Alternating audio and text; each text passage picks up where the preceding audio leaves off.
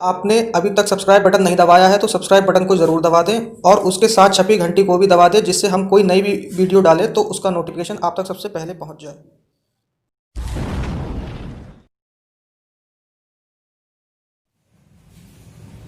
Hello students, unique competition class में आपका स्वागत है। हमने अपने कुछ टॉपिक निकाल लिए थे साइकोलॉजी के और कुछ हमने स्कीम वगैरह कुछ देख रहे थे, जिसमें से काफी क्वेश्चन हमें यूपी टेट, सी टेट और सुपर टेट में मिलते हैं। जैसे हमने आरटीई को अपना कंप्लीट कर लिया था, राइट टू एजुकेशन, और एक हमने राइट टू एजुकेशन को हमने कर दिया था, एक हमने एनसीएफ कर लिया था, नेशनल करिकुलम फ्रेमवर्क। आज हम एक और स्कीम लेके आए हैं जो काफी इंपॉर्टेंट है। इन तीनों स्कीमों से क्वेश्चन मिल ही जाता है, कम से कम 2 से 4 क्वेश्चन मिल जाते हैं इन तीनों स्कीमों से। SSA का मतलब है सर्व शिक्षा अभियान। ये स्कीम भी गवर्नमेंट ने चलाई थी। अब इस स्कीम में क्या क्या चीजें बताई गई हैं, वो सब चीजें जो मेन इंपॉर्टेंट पॉइंट है वो मैं एक एक करके आपसे डिस्कस करता हूँ। तो चलिए अपने टॉपिक पर चलते हैं। तो सबसे पहले तो सर्व शिक्षा अभियान यानी कि SSA जो था वो प्राथमिक शिक्षा के लिए सार्वभौमिकरण से संबंधित था। यानी कि सर्व शिक्षा अभियान का जो मोटिव था या मकसद था वो ये था कि प्राथमिक यानी कि छोटे बच्चों की जो शिक्षा है उसका सार्वभौमिकरण हो जाए, यानी कि वो सबको मिले, कोई उससे छूट ना जाए। तो ये था इसका मोटिव। और इसका दूसरा नाम जो था SSA का, सर्व शिक्षा अभियान का, वो था सभी के लिए शिक्षा अभियान। इसको सभी के लिए शिक्षा अभियान से भी जाना जाता है। और इसका नारा दिया गया, इसका जो नारा दिया गया वो था सब पढ़े सब बढ़े, ये इसका नारा था। अब इसमें आपने देखा होगा प्राथमिक विद्यालय जो सरकार ने बनवाया है, उस पर एक पेंसिल ऐसे करके बनी होती है।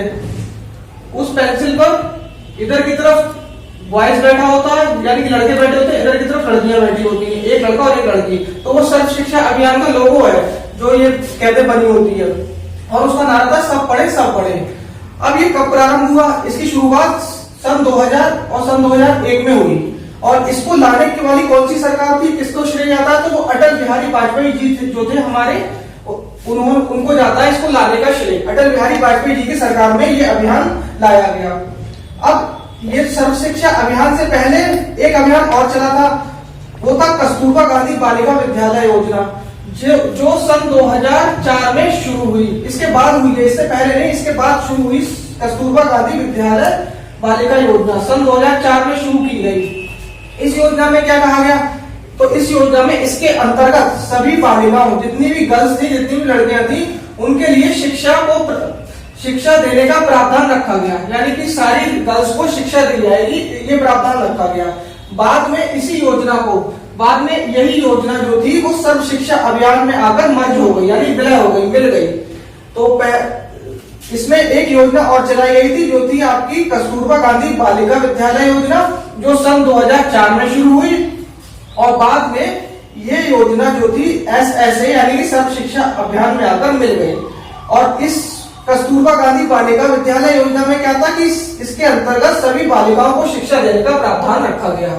अब इसके बाद इसका लक्ष्य पूछ लिया जाता है कि लक्ष्य का क्वेश्चन आता है कि सर्व शिक्षा अभियान का क्या लक्ष्य था? तो लक्ष्य था इसका सन 2003 तक सभी बच्चों को विद्यालय में लाना। यानी कि जो बच्चे, जैसे जो छोटे बच्चे, निर्धन बच्चे हैं, गरीब बच्चे या अपंग बच्चे या विशिष्ट आवश्यकताओं वाले बच्चे, जैसा भी कोई भी बच्चा हो, उसको सन 2003 तक विद्यालय में लाना, उनका एडमिशन कराना, ये इसका लक्ष्य था। और क्या था इसका? 2007 तक 5 वर्ष की आयु के सभी बच्चों को प्राथमिक शिक्षा देना। इसमें बताया गया कि 2007 तक 5 वर्ष का जो भी बच्चा होगा उसे हमें प्राथमिक शिक्षा प्रदान करनी होगी, यानी कि प्राइमरी एजुकेशन देना, शुरुआत की शिक्षा जो होती है।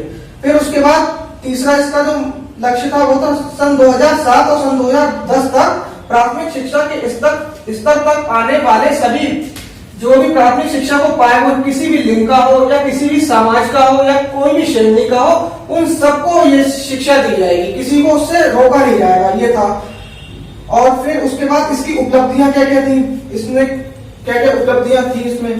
तो इसमें पहली थी सभी बुनियादी ढांचे में सुधार। इसमें स्कूलों में सभी बुनियादी ढांचे में सुधार किया गया। सबसे पहली बात तो जैसे कहीं कहीं पे पानी की समस्या थी तो उसे दूर करा गया, कहीं कहीं पे शौचालय बनवाए गए, गांव वगैरह में, देहात में जो स्कूल होते हैं वहां पे शौचालय नहीं होते हैं, तो फिर वहां के प्रधान वगैरह ने सब सरकार ने पैसा वगैरह भेजा तो शौचालय बनवाए गए, बच्चों के लिए फैसिलिटीज जितनी भी थी वो प्रोवाइड कराई गई, ये सब था इसका। और दूसरा इसकी उपलब्धि थी कि प्रारंभिक शिक्षा को कौशल युक्त प्राप्त करवाना, यानी कि प्रारंभिक शिक्षा को कौशल युक्त प्राप्त करवाना इसका वो था, उपलब्धि थी। यानी कि शुरुआत की जो शिक्षा होगी वो हमें कौशल से के साथ प्राप्त करवाई जाएगी, यानी कि बच्चा करके सीखे, वो उसके जो होगा स्थायी ज्ञान हो जाएगा।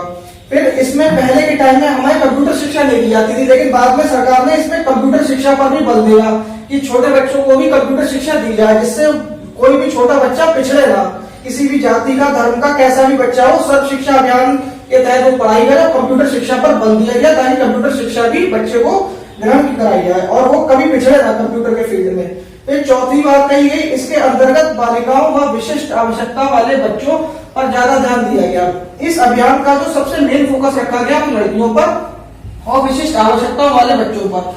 लड़कियां और विशिष्ट आवश्यकता वाले बच्चों को ज्यादातर ही दिक्कत होती है कि उन्हें एडमिशन नहीं मिलता है और ना ही उन्हें किसी स्कूल में दाखिला करवाते उनके पेरेंट्स वगैरह। तो इसमें सबसे ज्यादा जो फोकस करा गया वो बालिकाओं पर और विशिष्ट आवश्यकता वाले बच्चों पर। अब विशिष्ट आवश्यकता वाले बच्चों का के ऊपर मैंने एक वीडियो बनाई है जो जिसका लिंक मैं आपको नीचे देते हैं वो करा दूंगा, प्रोवाइड करा दूंगा।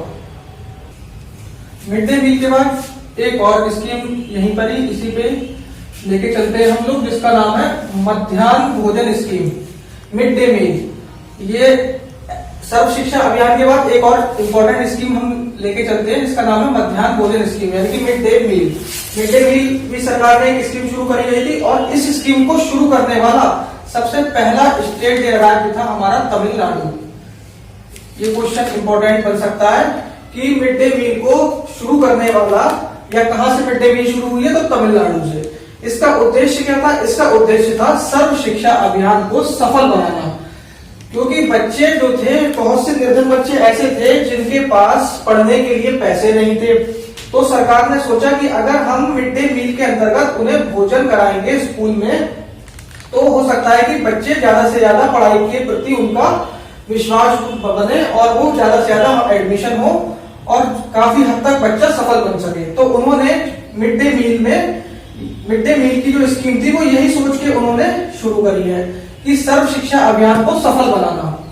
और ये कब प्रारंभ हुई? ये 15 अगस्त 1995।